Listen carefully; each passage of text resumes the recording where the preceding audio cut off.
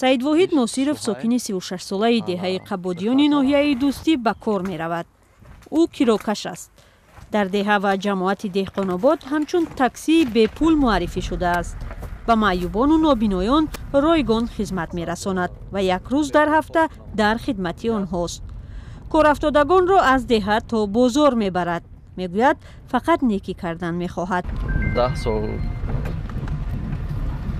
кор кардам мақсад хостум ки ҳар як шахс бояд як мақсад барои деҳаш умуман барои ватанаш як саҳме бояд дошта бошад. мегӯянд ҳар шабзи худ бипурс агар мардӣ имрӯз чӣ хизмате ба мардум кардӣ. саид воҳид моҳи апрел ба кирокашии ройгон оғоз кард дар рӯзҳое ки мардум рӯзадор буданд. хостум ки мақсад ҳамин рамазон як кори хайр савобуш 10 то 700 навишта мешавад.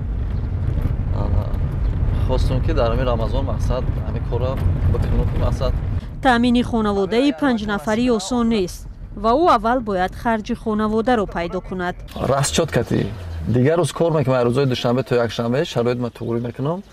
ана бо расчёти газман барои бозор.